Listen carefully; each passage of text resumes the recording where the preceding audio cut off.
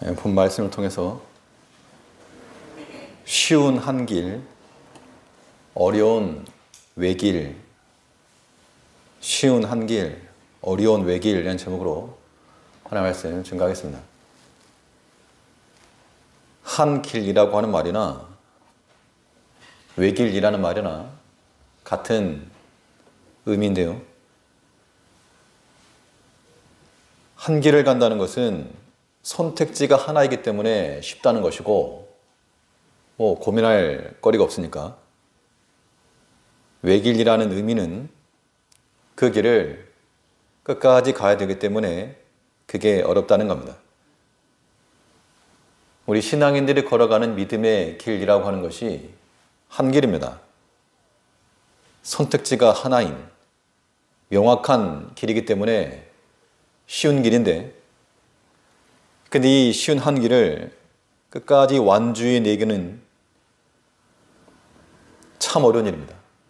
그래서 쉬우면서도 어려운 길이 이 믿음의 길일 것인데, 그러나 이 믿음의 길을 완주한 결과 그 모든 과정을 만회해 줄 것이 분명하므로, 마치 예수님께서 십자가 너머에 있는 즐거움을 보시고 인내하신 것 같이 우리가 그 믿음의 한 길, 이 외길을 그 너머에 있는 즐거움을 보면서 끝까지 달려갈 수 있어야 되겠습니다.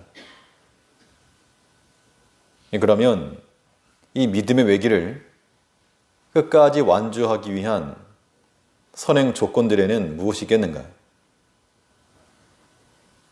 본 말씀을 통해 살펴보면, 먼저 우리 믿음의 길을 완주해 나가시려면 우리의 믿음과 행실의 일치가 선행되어야 됩니다.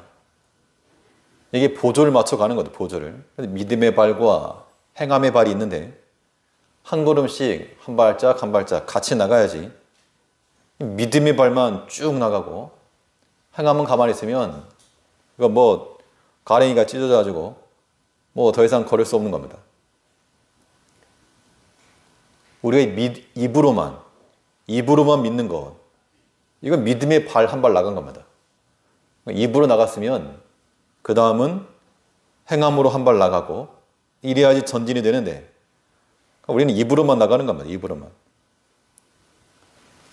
증거되지 못한 것은 정상과학으로 인정받지 못하고 하나의 이론 혹은 설이라고 합니다. 행함으로 증명되지 못한 것은 참된 믿음이라 말할 수 없고 하나의 설입니다. 설. 이론상으로만 믿는 것이 되고 말 것인데, 우리는 우리 믿음이 행함으로 더불어 함께 나가는 이러한 균형을 이룰 때 이 어려운 길이지만 믿음의 길 끝까지 갈 수 있는 겁니다. 천천히 가더라도 한 발 한 발 가다 보면 목적지 가는 겁니다. 오늘 본문에 보면 이 기드온에 관한 이야기가 나오고 있는데요. 이 이스라엘 사서로서 미디안의 압제 가운데서 백성들을 구원했습니다. 하나님의 은총 가운데. 백성들 앞에서 백성들이 당신이 이제 우리의 왕이 되시오. 사사기의 전체 주제는 누가 진정한 왕이냐, 이 질문에 대해서 하나님이 너희의 왕이라, 이 답변인데, 참은 사사답게 기도는 뭐라 그랬는가 하면, 내가 너희에게 왕이 되지 않겠다. 이 백성들의 왕이 되기를 구하는 청원에 겸손한 말로 대답을 했습니다. 먼저 22절 말씀을 보시면, 본문 22절에서 때에 이스라엘 사람들이 기드온에게 이르되, 당신이 우리를 미디안의 손에서 구원하셨으니 당신과 당신의 아들들과 당신의 손자가 우리를 다스리소서. 이 백성들이 하나님이 구하신 것을 알지 못하고 기드온에게 당신이 우리를 구원하셨으니, 그래서 당신이 우리의 왕이요 라고 잘못된 신앙적 노선을 가졌다는 겁니다. 이에 대해서 기드온이 겸손하게 대답했습니다. 23절을 보시면, 기드온이 그들에게 이르되 내가 너희를 다스리지 아니하겠고 나의 아들도 너희를 다스리지 아니할 것이요 여호와께서 너희를 다스리시리라. 23절만 떼어놓고 보면 참으로 명문장이요 참으로 아름다운 신앙 고백이 아닐 수 없습니다. 300명으로 13만 5천 명을 초부수고, 그러니까 민족적 영웅 이상이죠. 우리가 생각하는 위인 그 이상인 겁니다. 그런데 이 기드온이 우리의 왕은 하나님이시다. 여호와께서 너희를 다스릴 것이고 나나 나의 아들들은 다스리지 않을 것이다. 이렇게 믿음의 겸손의 말을 했지만 그런데 그 뒤에 이어지는 그 행동에는 은연중에 왕이 되기를 바라는 마음, 또 실제적으로 자기가 왕처럼 행한 모습들이 나오고 있다는 겁니다. 29절을 보시면 29절에서 요아스의 아들 여룹바알이 돌아가서 자기 집에 거하였는데, 이게 뭐 전쟁 끝난 다음에 집에 갔다 그런 의미가 아니고 어떻게도 해석을 하는가 하면 이 자기 집에 거하였다 이 말은 마치 왕이 자기의 보좌에 앉아 통치권을 행사하는 듯한 그러한 모습을 보여주고 있다라고도 이해한다는 겁니다. 이건 뭐 추론이긴 하지만 더 직접적인 증거는 기드온이 나는 너희 왕이 되지 않을 것이고 우리 아들들이나 손자들도 왕이 되지 않을 것이다 그랬지만, 이 기드온이 아들을 낳아주고 이름을 뭐라 지었는가 하면 아비멜렉이라 이렇게 이름을 줬습니다. 31절을 보시면 세겜에 있는 첩도 아들을 낳았으므로 그 이름을 아비멜렉이라 하였더라. 이 아비멜렉의 뜻이 무엇인가 하면, 아비라고 하는 말은 말 그대로 아버지를 가리키고 멜렉이라고 하는 말은 왕입니다. 왕. 그러니까 나의 아버지는 왕이라. 그러니까 말로는 나는 왕 안 될 것이다 해놓고 자기 아들에게는 아비멜렉, 우리 아버지는 왕이라 이름을 붙여놨으니 내가 왕이다 그 이야기입니다. 예전에 어떤 한 부부가 새로 한 마을에 이사를 갔답니다. 그러니까 다들 정착해 살고 있는 곳에 새로운 사람들이 오니까 경계를 많이 하겠죠. 근데 이 아내 되는 사람이 만나는 사람들마다 우리 이장님이 그랬답니다. 그러니까 듣는 사람은 저 남편이 이장이었는가 보다 이렇게 생각을 하고, 나중에 이장이 바뀔 때가 돼가지고 딴 사람 하지 말고 저 사람이 맨날 우리 이장님 그랬으니까 그 사람 지키자고 그렇게 해서 이장이 되었답니다. 자기 입으로는 나 이장이다 한마디 말 안 했어도 옆에서 그러고 다니니까 우리 이장님이 이장이 된 겁니다. 기드온이 이런 모습을 보면 참 교묘하다라고 판단이 되는데요. 그러니까 자기는 직접적으로 안 한 거죠. 내 손에 피는 안 묻히고 왕 된 겁니다. 그러면 이런 행실에 대해서 말로는 23절에 있는 것처럼 오직 여호와께서 너희를 다스릴 것이라, 하나님만이 우리 왕이다 라고 해놓고 자기 아들에게는 너희 아버지는 왕이라. 그러니까 그 믿음의 행실과 믿음의 말과 믿음의 한 발, 또 행함의 한 발, 이게 보조를 맞추지 못한 겁니다. 이러니 처음에 그 겸손했던 기드온이 점점 타락해가는 그런 과정들이 여기 있는 겁니다. 우리 신앙인들이 가장 경계할 일이 바로 이것입니다. 겉과 속이 다르다는 거죠. 이건 마치 절뚝거리는 사람과 같이 두 발이 성하지 못한 겁니다. 사람이 발을 다치게 되면 절개돼 있습니다. 한 발 나가고 이게 불일치되니까 아픈 거죠. 우리 신앙의 걸음도 마찬가지로 믿음으로는 언어적으로는 저만큼 나가는데 그 속으로는 감추어진 의도가 있고 욕심이 있고 또 죄가 가려져 있으면 그 사람은 멀리 가지도 못하고 아파서 들어눕는 겁니다. 여기서 우리 모두가 다 외적으로나 겉으로는 책망받을 것 없는 그런 일꾼들이나 그러나 그 실상과 속을 들춰보면 우리의 행실과 우리의 모든 행적과 우리의 속마음까지 뒤집어 보면 가히 상상할 수 없는 겁니다. 만일 그렇게 해서 이 기도원과 같이 이 엄청난 신앙 고백 뒤에 교묘한 인간의 탐욕과 욕심이 숨어 있다. 이건 건강하지 못한 겁니다. 우리가 걷는 이 믿음의 길은 인간적인 수를 써서 쉽게 도착하는 그런 단거리가 아니고 오직 전심과 열심을 가지고 나가야지만이 도달할 수 있는 그런 장거리 경주와도 같은 겁니다. 그렇기 때문에 인본주의를 쓰지 말라는 이유가 여기 있고 사람을 생각하지 말라는 게 여기 있다는 겁니다. 기도원 입장에서 보면 머리 잘 쓴 겁니다. 굉장히 정치적이고 이 사람 참 요즘 시대로 말하면 자기 앞길을 여는 사람이 맞습니다. 그러나 우리 신앙인들의 모습은 이런 것들을 불허해서도 안 되고 우리 신앙의 고백과 행함이 일치하지 않을 때 우리는 괴로워해야 됩니다. 하나님 앞에서 회개하고 바른 믿음 달라고 또 바른 행실 달라고 그런 믿음을 가져야지만이 이 믿음의 길 완주합니다. 그러니까 이 믿음과 행함의 보조를 맞춰야 되겠는데 방해하는 요소가 무엇입니까? 그 근본에는 모든 죄가 그러하지만 그 근본에는 항상 욕심이 있다 그 얘기죠. 어떤 형태로든. 오늘 본문에서 보는 바 이 기도원은 가질 것 다 갖습니다. 욕심 측면에서도 가질 것 다 가진 거죠.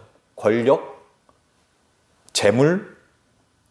여기 보면 아내가 몇 명이라 그랬는가 하면요. 아내 수는 나오지 않았는데 아내가 많다 그랬고 아들들이 70명이랍니다.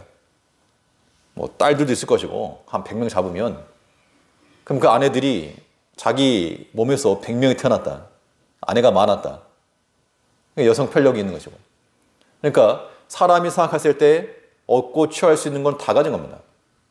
그러나 우리는 그런 것이 우리의 부름이 될 수 없고 우리 믿음의 성도들의 삶에는 어떤 형태로든지 욕심이 다 사라져야 됩니다. 자기는 왕 되지 않겠다 해놓고서 뒤로 슬쩍 자기 아들 이름을 아비멜렉을 지어놓고 또 나는 아무것도 취하지 않겠노라 해놓고서 엄청난 금을 또 폭렬했습니다. 24절에 보니까 24절에서 기드온이 또 그들에게 이르되 내가 너희에게 한 일을 청구하노니 너희는 각기 탈취한 귀고리를 내게 줄지니라 하니 그 대적은 이스마엘 사람이므로 금 귀고리가 있었습니다. 그러니까 백성들이 당신이 우리의 왕 되시오. 그러니까 저는 안 됩니다. 우리 왕은 하나님입니다. 대신에 그 이스마엘 사람들이 금귀고리를 하고 다녔던 모양입니다. 사람들마다 귀고리를 해봐야 한 사람의 양은 양쪽이니까 많지 않을 겁니다. 그런데 백성들 보고 달라 그러니 모든 백성이 다 줬다는 겁니다. 그래서 얻은 양이 얼마인가 하면 금 1,700세겔이라고 표현하고 있죠. 26절 말씀을 보니까 기드온의 청한 바 금 귀고리 중수가 금 1,700세겔이요. 1,700세겔이면 20kg이 된다 그러는데 약 20kg. 이 골드바 가격을 조사해 봤더니 100g짜리 하나에 한 640만 원 하더라고요. 그러면 100g이 640이니까 1kg짜리면 6,400 되는 겁니다. 거기다가 20을 곱하면 한 13억 되겠네요.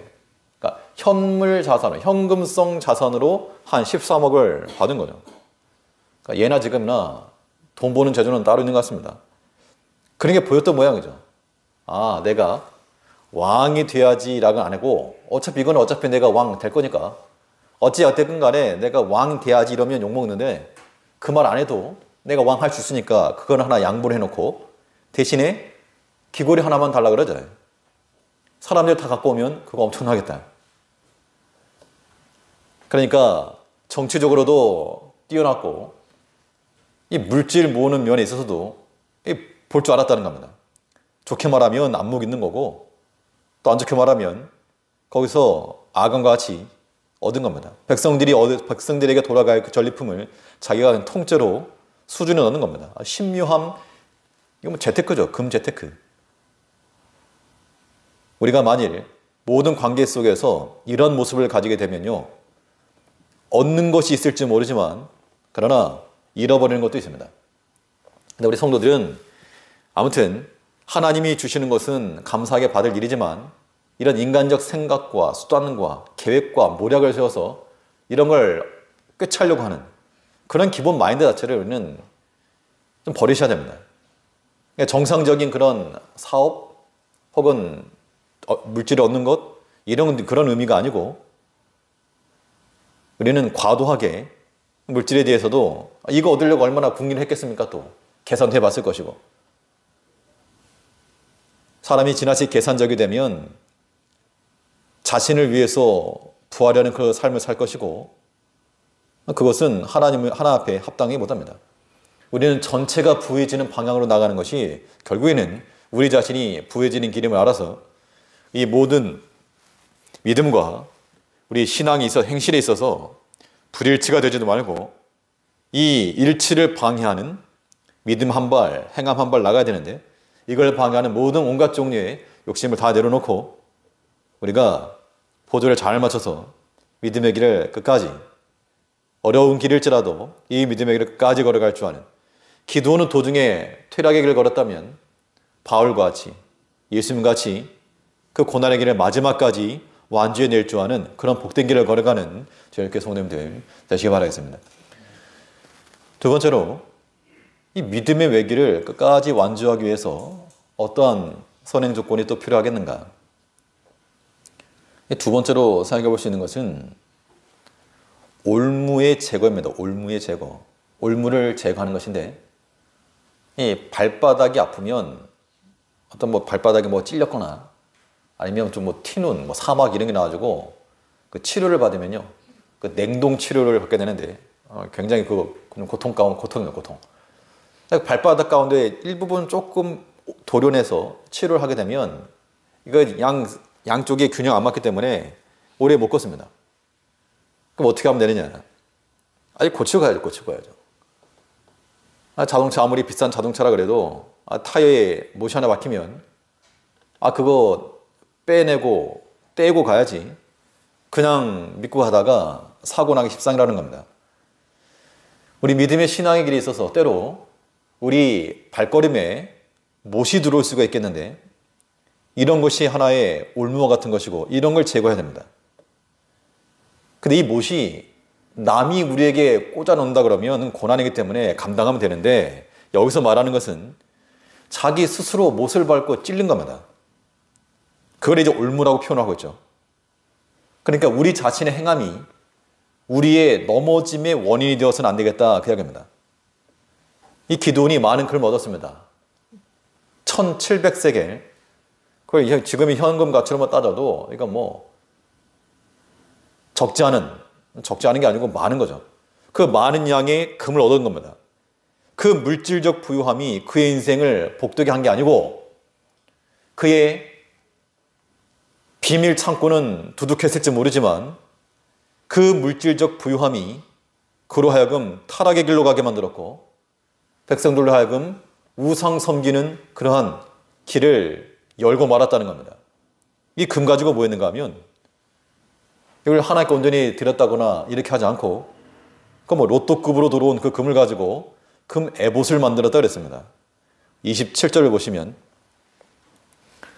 기드온이 그 금으로 에봇 하나를 만들어서 자기의 성읍 오브라에 두었더니 온 이스라엘이 그것을 음란하게 위함으로 그것이 기드온과 그 집의 올무가 되니라. 미디안 13만 5천 명을 하나님께서 멸하시고 그 전리품으로서 그 7년에 대한 보상으로 백성들에게 고리 하나씩을 주셨는데 그것이 기드온이 몰수를 해서 물론 백성들이 자발적으로 가져오긴 했지만 이 기드온이 그걸 다 가지고 가지고 그것을 가지고 금으로 에봇을 만들었다. 에봇은 제사장이 입는 옷을 에봇이라고 합니다. 제사장 의복 가운데 가장 마지막에 쉽게 생각하면 앞뒤로 연결된 그런 앞치마 같은 겁니다. 가운데 머리만 집어넣고 앞뒤로 연결된 그 에봇인데 그 에봇을 금으로 만들었다고 했습니다. 금으로. 성경에는 금으로 에봇 만들어라 그런 말씀이 없는데 암을 금으로 만든 겁니다. 그랬더니 백성들이 그곳이 하나의 성지가 되어가지고 그 기돈이 있는 그 집으로 모여든 겁니다. 기돈은 그걸 또 이용했겠죠, 정치적으로. 가만히 있어도 백성들이 몰려들어오니 자기가 뭐 왕인 것이고 또 거기 신비한 힘이 있다라고 믿는 백성들은 그것을 이방신 섬기듯이 섬겼다는 겁니다. 이것을 가리켜 오늘 본문은 뭐라 말하고 있는가 하면 음란하도 섬겼다.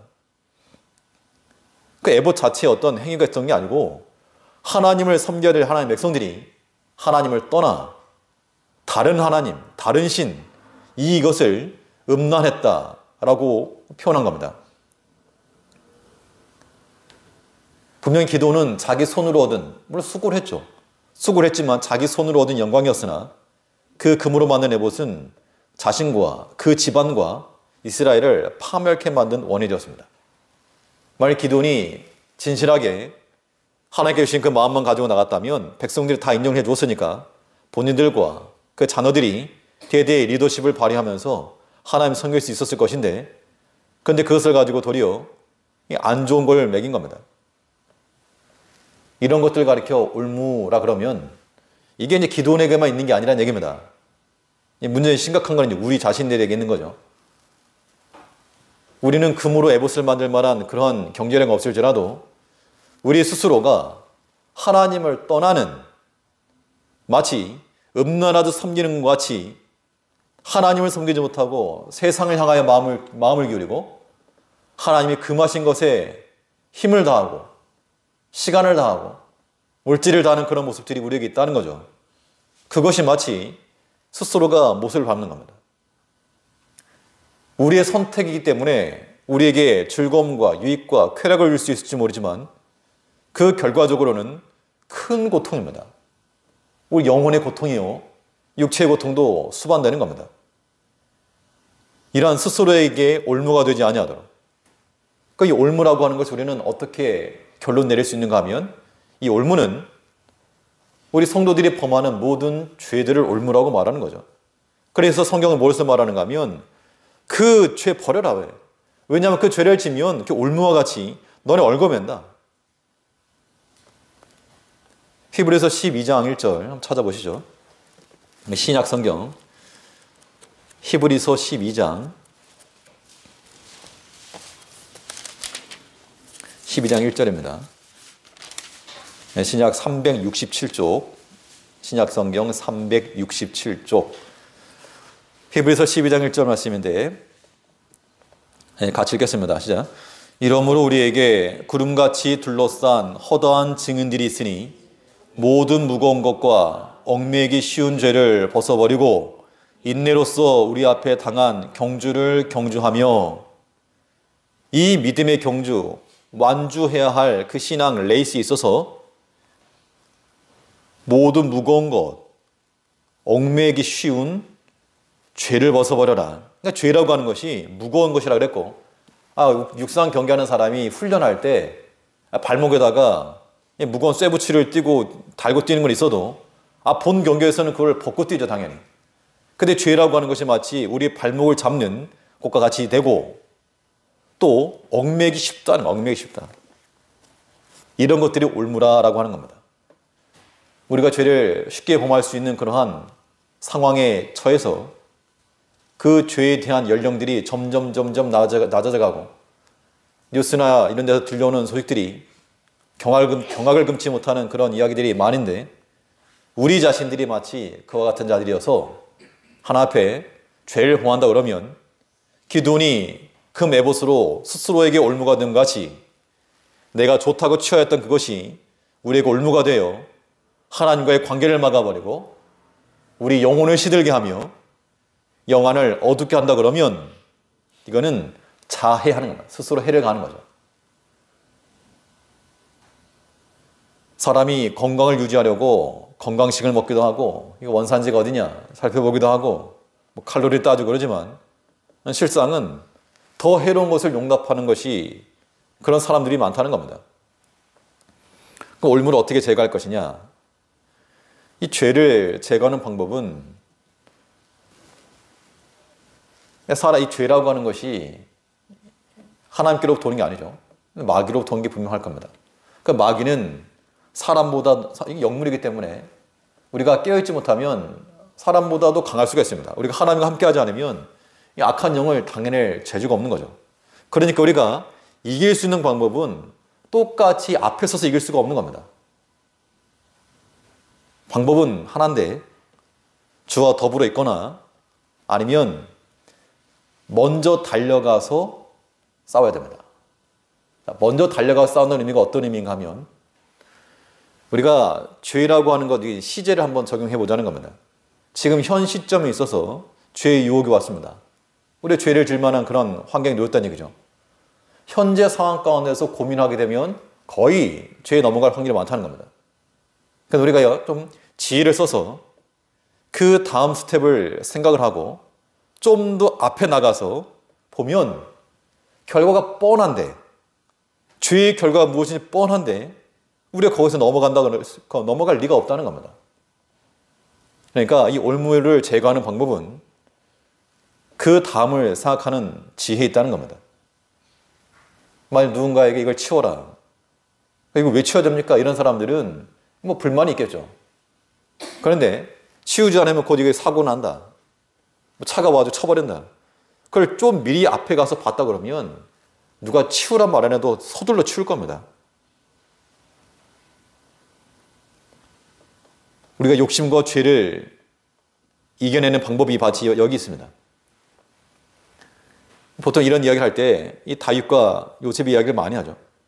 둘 다 똑같은 현실 가운데서 똑같은 죄의 유혹을 받았지만 다윗은 현장에서 죄를 범했고 요셉은 먼저 달려가서 그거 하나님 기뻐하지 않는다. 그 판단 아래 멈춘 겁니다. 육체의 욕구라고 하는 것은 왜 동일하지 않겠습니까마는 그러니까 요셉은 하나님을 경외하는 마음이 더 크고 죄의 현장에서부터 먼저 다름질하여 봤기 때문에 그것이 내게 유익을 주는 자리가 아니고 나를 폐해로 만드는 지역임을 알았기 때문에 죄를 버린 겁니다.